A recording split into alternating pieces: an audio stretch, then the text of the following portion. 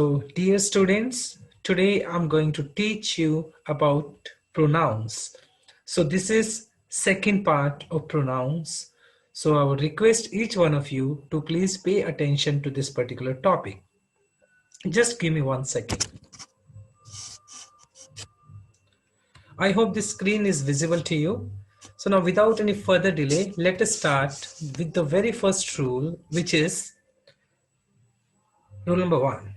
Rule number 1 says, after preposition, we have to use objective pronoun. So my dear student, after preposition, generally we use objective pronoun.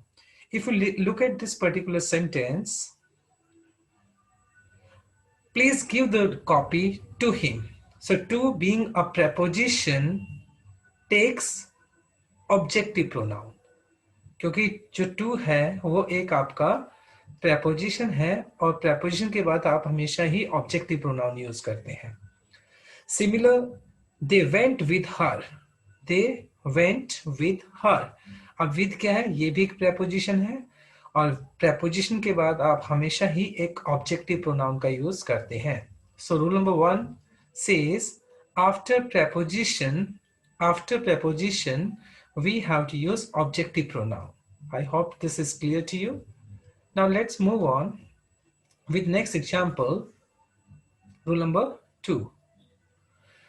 So possessive adjective with gerund. So first we need to understand what do you mean by gerund. Gerund होता क्या है? देखिए, gerund क्या होता है बेटा? Verb के first form के साथ जब आप ing लगाते हैं और वो जब आपका ट्रीट किया जाता है नाउन की तरह, तो उसको बोला जाता है gerund. जब वर्ब की फर्स्ट फॉर्म के साथ आप ing लगाते हैं और उसको जब आप नाउन की तरह ट्रीट करते हैं तो उसको बोला जाएगा gerund.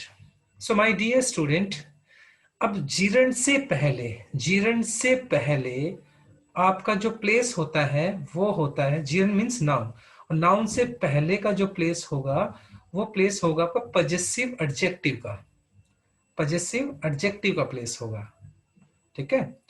So now if you just look at next example, now please have a look at this. The girl said that her writing had improved. अब ये writing जो है वो यूज किया गया gerund की तरह और ये her जो है वो है possessive adjective. अगर मान लो मैं इसकी जगह करता hers writings, मान लो मैं ये कर देता hers writing. So my dear student, is this correct or incorrect? Hers is correct or incorrect? This is incorrect. Why? Because hers जो है वो एक possessive pronoun है और gerund से पहले, means gerund क्या हो गया? Noun हो गया. और noun से पहले you have to use a possessive adjective. और जो possessive adjective होता है वो आपका her होता है और जो hers होता है वो possessive pronoun होता है और gerund से पहले आपको यूज करना पड़ेगा possessive adjective का. तो इस वजह से यहाँ पर ये जो राइटिंग है वो gerund हो गया और ये जो हर हो गया आपका, ये हो गया आपका possessive adjective. ठीक है? Right? Similar, if you just look at next example, the boy entertained the guest with his singing. अब singing क्या है? Singing क्या हो गया? Sing हो गया, उसके साथ प्लस ing लगा दोगे तो ये क्या बन गया? ये नाउन की तरह हो गया. इट मींस gerund हो गया और gerund से पहले का प्लेस हो गया आपका possessive adjective का. तो यहाँ पर ये हो गया his singing. So in short, let me just brief you. gerund takes possessive adjective. gerund जो होता है वो possessive adjective अपने साथ लेकर चलता है. Okay, let's move on one more example. अगर मैं यहाँ लिख दूं कि yours singing, मान लो मैंने एक लिख दिया yours singing, या फिर मैं लिखूं your singing. So which one is correct? देखें, ये इनकरेक्ट है, ये करेक्ट है. क्यों? देखो, सिंगिंग क्या हो गया? नाउन हो गया, gerund की तरह यूज हुआ और नाउन से पहले यानी gerund से पहले आप यूज करेंगे possessive adjective का. लेकिन yours जो हो गया वो तो possessive pronoun हो गया और your जो है ये possessive adjective है. So in short, before gerund we have to use possessive adjective. So I hope this rule is clear to you. Now let's move on with our next rule number 3. Give me 1 second. Rule number 3. Now this is rule number 3. This is rule number 3. I hope this is visible to you, and let's move on. Rule number 3. Possessive pronoun is used in order to avoid the repetition of a noun. Obvious सी बात है, ये definition ही होती है pronoun की कि pronoun का use कहां पे करते हैं हम, to avoid the repetition of a noun. अब पॉजेसिव प्रोनाउन है जो, उसको हम कहां यूज कर लेते हैं, नाउन का रिपीटेशन को अवॉइड करने के लिए. जैसे एक सेंटेंस देखते हैं, he did not bring his brief case. यानी ब्रीफ केस क्या हो गया यहाँ पर, ब्रीफ केस तो हो गया नाउन, ठीक है, और जो हिज हो गया ये हो गया आपका पॉजेसिव एडजेक्टिव. लेकिन अब देखो दूसरे वाला सेंटेंस देखो, he did not bring his brief case but I brought mine. क्या मैं यहाँ पे लिख सकता था माई ब्रीफ केस. मालूम अगर इस सेंटेंस को लिखता कि he did not bring his briefcase but I brought my briefcase, so that should be wrong sentence because the rule of pronoun says in order to avoid the repetition of a noun we have to use pronoun. अब ये जो my briefcase है ये wrong हो जाएगा क्योंकि हमें avoid करना रिपीटेशन को, इस वजह से mine यहाँ पर करेक्ट आंसर हो जाएगा. Clear. he did not bring his briefcase but I brought mine का मतलब यहाँ पर my laptop ही है, but we cannot use my laptop in order to avoid the repetition of noun. Let's move on with next example. Because I forgot my pen. अब pen क्या हुआ, noun हो गया, और नाउन से पहले जो है my, ये आपका पॉजेसिव एडजेक्टिव हो गया, ठीक है. she lent me hers. अब देखो she lent me her कर सकते थे हम, इसको नहीं कर सकते थे क्योंकि her तो हो गया आपका पॉजेसिव एडजेक्टिव हो गया, और पॉजेसिव एडजेक्टिव के बाद आपको नाउन रिक्वायर्ड होता है. लेकिन जो हर्स है वो हर्स क्या है, पॉजेसिव प्रोनाउन है. So which is being used instead of saying her pen. Her pen कहने की बजाय हमने क्या किया, हर्स किया है, राइट. हर्स का मतलब यहां पर हो गया her pen, right. Why, because in order to avoid the repetition of a noun we are using hers. अब हर पेन की बजाय हमने क्या कर दिया, hers, because this is pronoun rule, right. So this is rule number 3. Now rule number 4. It's very interesting. So my dear students, sometimes in a particular sentence we have to use more than one pronoun or more than one pronoun in a sentence. So what should be the sequence, how to place those pronouns in sequence. अब normally अगर मैं बात करता हूं कि अगर कोई भी पॉजिटिव सेंस या गुड सेंस की जब बात करते हैं तो वहां पर आपको स्ट्रक्चर फॉलो करना पड़ेगा 2-3-1 का. 2-3-1 मतलब 2 मीन्स हो गया सेकंड पर्सन, 3 मतलब हो गया थर्ड पर्सन, 1 का मतलब हो गया फर्स्ट पर्सन. अब देखिए, I you and he always help the poor. अब हेल्प द पुअर एक तो बहुत अच्छा काम हो गया, ये तो गुड सेंस हो गया, गुड पॉजिटिव एक्शन हो गया. तो यहाँ पे स्ट्रक्चर जो होना चाहिए था वो तो 2-3-1 होना चाहिए था, लेकिन मैंने कैसे फॉलो किया है, आई तो मतलब हो गया फर्स्ट, ये तो फर्स्ट हो गया, यू 2 हो गया एंड ही 3 हो गया. तो ये स्ट्रक्चर मैंने रॉन्ग फॉलो किया है, तो इस वजह से ये सेंटेंस इनकरेक्ट हो गया. What should be the correct answer, because structure होता है 2 मीन्स यू, सबसे पहले 2 आ जाएगा, फिर 3 आ जाएगा, फिर 1 आ जाएगा. So you, he and I always help the poor in case of positive और good sense. Now moving on, rule number 5. In negative और बैड सेंस, अगर नेगेटिव और बैड सेंस की बात करेंगे तो वहां पर स्ट्रक्चर जो होता है 1-2-3 का होता है. We have to follow this structure. 1 means first person, 2 means second person, 3 means third person. अब देखिए, you, he and I committed the mistake. अब you क्या है, you तो सेकंड पर्सन हो गया, he थर्ड पर्सन हो गया, I फर्स्ट पर्सन हो गया. हमने स्ट्रक्चर फॉलो किया 2-3-1 का. But this is in case of bad sense और negative sense. It should be, instead of writing 2-3-1 we should write 1-2-3. अब I हो गया 1, you हो गया 2, he हो गया 3. So I, you and he committed the mistake. This is the correct answer. I hope this rule is clear to you. Now rule number 6. No my dear student, in case of plural sense, देखें अभी तक मैंने आपको बताया था, अभी तक मैंने बताया आपको कि जब कभी आप गुड सेंस की बात करते हैं, गुड सेंस में हम क्या फॉलो कर लेते हैं, 2 3 1 कर लेते हैं, लेकिन वो यूज करते हैं हम सिंगुलर केस में। जब आप सिंगुलर केस की बात करते हैं तो वहां पर हम 2 3 1 का स्ट्रक्चर फॉलो करते हैं पॉजिटिव सेंस के अंदर, और जब नेगेटिव सेंस की बात होती है तो वहां पर हम यूज कर लेते हैं 1 2 3 सिंगुलर केस। सिंगुलर प्लूरल दोनों में नेगेटिव में तो यही स्ट्रक्चर चलेगा आपका, लेकिन जब कभी आप पॉजिटिव सेंस में प्लूरल प्रोनाउंस को यूज करते हैं तब हमें स्ट्रक्चर फॉलो करना पड़ता है 1 2 3 का इन पॉजिटिव प्रोनाउंस। अगर सिंगुलर होगा तो हमें 2 3 1 फॉलो करना पड़ेगा, और अगर प्लूरल होगा प्रोनाउन गुड सेंस में तो 1 2 3 फॉलो करना पड़ेगा प्लूरल सेंस में। Now, if you look at the sentence, you and we have decided to organize a party tonight. अब you क्या है देखो, you two हो गया, we हो गया first, because we third person, we हो गया फर्स्ट पर्सन, ठीक है। लेकिन स्ट्रक्चर क्या होना चाहिए, पॉजिटिव सेंस प्लूरल प्रोनाउंस में 1 2 3 होना चाहिए, ठीक है, 1 2 3 होना चाहिए यहाँ पर।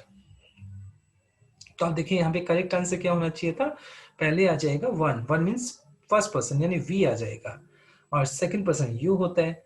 We and you have decided to organise a party tonight, इस वजह से ये सेंटेंस करेक्ट हो गया। In short, let me tell you one more time. When you talk about singular pronoun in good sense, we have to use structure 2 3 1. But in plural pronouns in good sense or positive sense, we have to use 1 2 3. Okay? If you just look at next example, you, they and we can purchase this complex. अब you हो गया 2, they 3, I 1 हो गया, लेकिन ये जो है positive sense में प्लूरल है तो यहाँ पर स्ट्रक्चर होना चाहिए 1 2 3।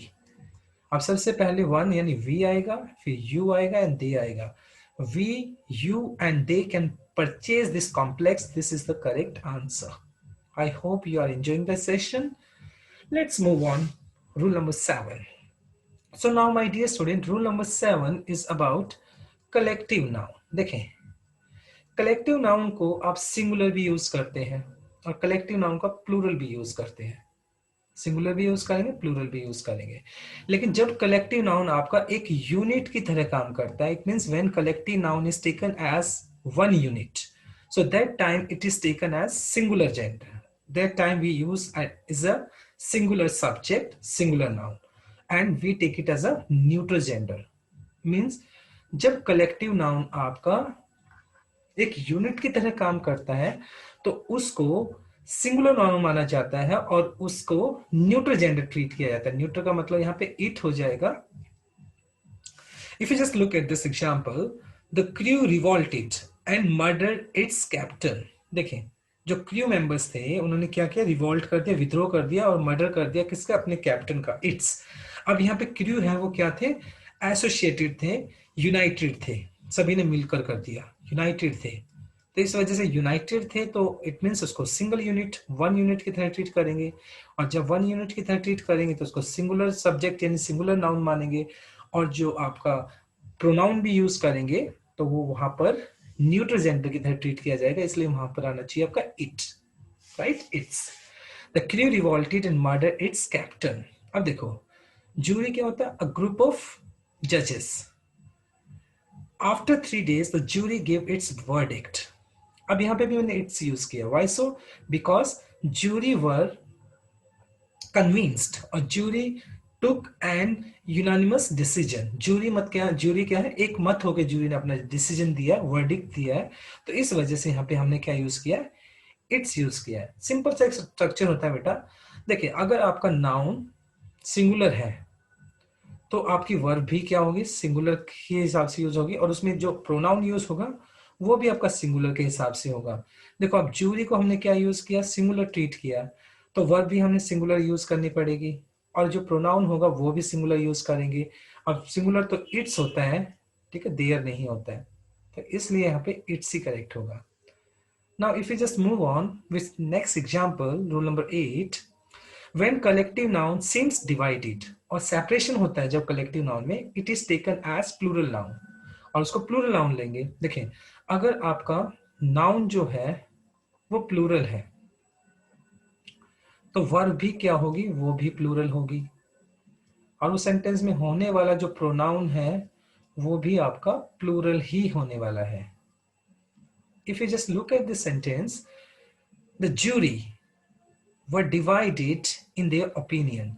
अब पहले ज्यूरी क्या था, like they were working as a one unit. पहले ज्यूरी क्या करते, एक यूनिट की तरह काम कर रही थी, तो इसलिए हमने वहां पर उसको सिंगुलर ट्रीट किया था।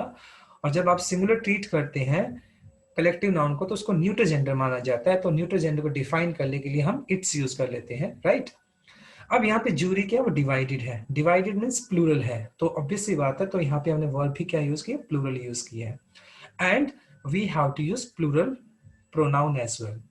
Now, if you look at this example, the jury were divided in their opinions. Okay, because in this particular sentence, jury is divided or separated. So this is rule number 8. Now, rule number 9, it's very interesting. Now, my dear student, rule number 9 says when two nouns, it means we are using two nouns in sentence. We are using two nouns in a sentence and both noun refers to one person or same person. जब हम मतलब अगर बात करते हैं, दो noun को हम कनेक्ट करते हैं एंड के साथ, और दोनों ही नाउन एक ही इंसान को बताते हैं, so in that case we have to take that particular noun as a singular noun and we have to use singular verb in that case, and pronoun used in the sentence should be singular also. अगर इस sentence को देखें, the collector and magistrate is negligent in his duty. अब आपको कैसे पता चलेगा कि एक बंदे के लिए यूज किया गया है? देखें, कलेक्टर से पहले आपका आर्टिकल द लगाया है, बट मैजिस्ट्रेट से पहले आपका आर्टिकल नहीं लगा है। If article is with the first subject only, with the first noun only, with not the second noun, in that case it means we are using two nouns for one person. हम दो noun एक इंसान के लिए use कर रहे हैं, और in that case we take that particular person as singular noun and we have to use singular verb.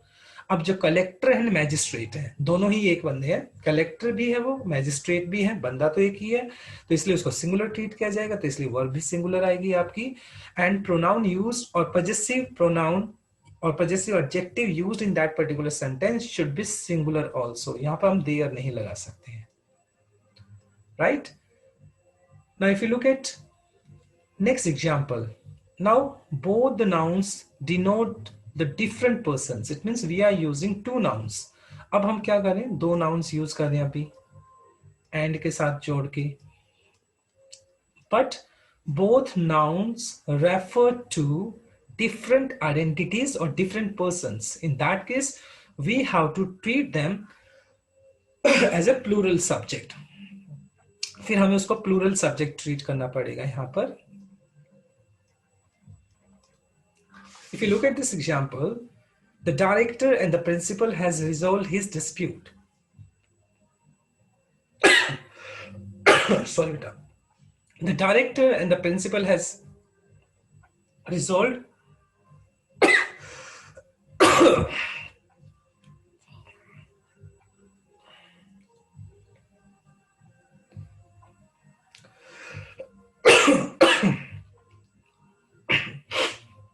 sorry for the inconvenience.